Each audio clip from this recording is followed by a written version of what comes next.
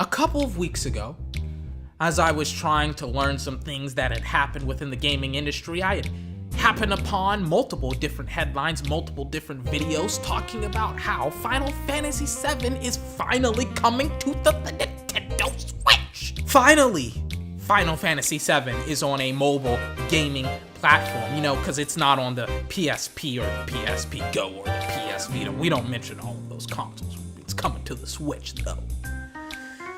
But it reminded me of a game that is in development.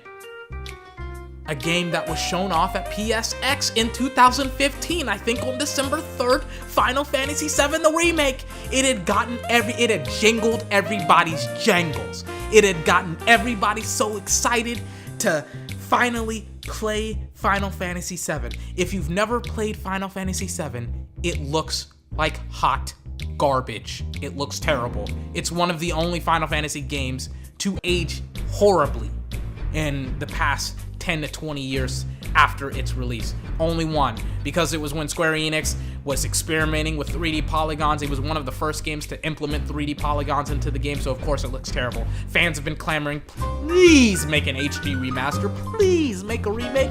We finally got it in 2015. I was very, very excited. I had loved what Final Fantasy was in the 90s. I had loved what Squaresoft had done, not just with Final Fantasy, but with a lot of other games in the 1990s. Keep in mind, I was born in 97. I didn't get to play these games when they came out, but I bought a PS Vita. I had played all of these wonderful games on my PS Vita, and I had fell in love with Squaresoft. And then on top of that, I got a phenomenal game in Tomb Raider, the first one, not the other two ones that just recently came out. And this is before I had initially gotten burned by Final Fantasy 15 and Kingdom Hearts 3. And I kind of thought to myself, you know what, I'm not that excited about the new Final Fantasy VII Remake. For a bunch of different reasons. Let's explore some of those reasons, shall we? So the first reason that I kind of started to really wane my anticipation for the game is because of two games that came out previously, and actually a third game that came out previously. It was the Shadow of the Tomb Raider, the one that was released on Xbox One first, then PC a month later, then PS4 a year later. Why, Square Enix? Why did you do that to me? I bought the first Tomb Raider. I had been a loyal, valuable customer of the I bought almost all of the Final Fantasy games on the PlayStation Network store. It brings tears to my eyes whenever I have to mention Shadow of the Tomb Raider. Then you had, I don't care what anyone says about Final Fantasy 15. Absolute travesty of a game. Absolute travesty of a game. The simplicity of the fact that Square Enix has stopped all development on the DLC should probably tell you that it's not a very good game. When I first played it, I was jazzed. I was excited about it. Finally, I get to play yet another game in the Final Fantasy 15 universe. This is a very, very rare occurrence. But even before Final Fantasy 15, probably should have gotten the heads up that something's wrong at Square Enix, because Final Fantasy 14, before Final Fantasy 15, the travesty that it was, Final Fantasy 14 had to be remade after it was released. And then Final Fantasy 15 brought tears to my eyes, not tears of joy, but tears of sadness, because I knew that the only way that I was going to get the magic of the Square Enix greatness was going back to their earliest games and playing those again. I was sad, I was distraught. Then another travesty happened just this year, as a matter of fact, the travesty that was Kingdom Hearts 3.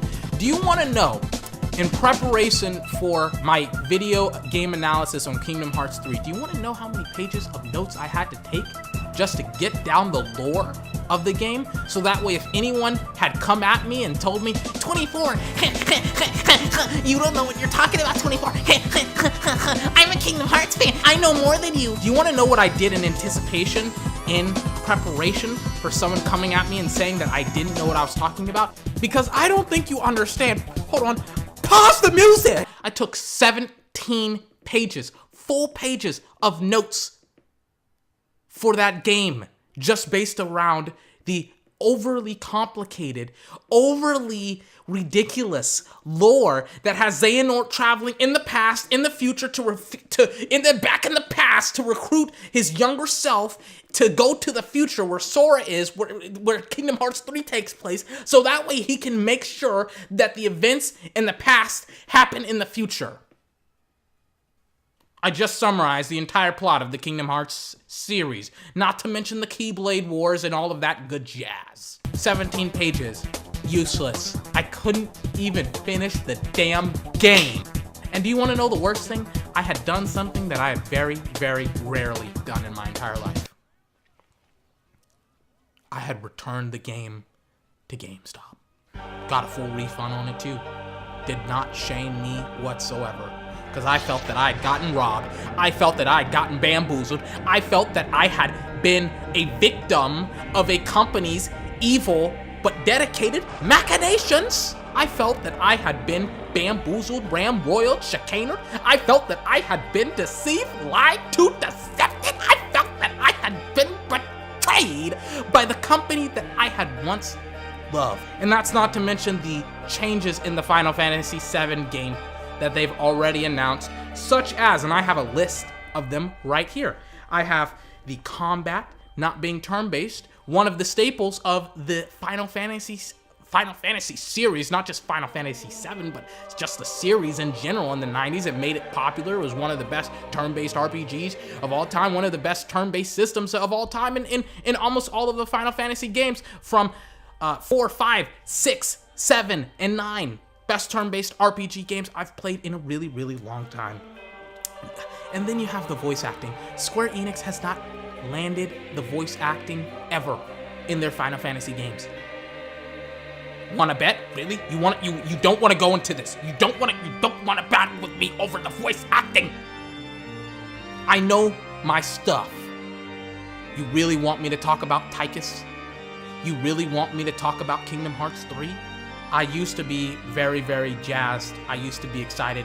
I'm still so happy with what Square Enix did in the 90s, but man, I hopefully they have something at E3. Hopefully they prove me wrong. Hopefully they have something good awaiting for us later on.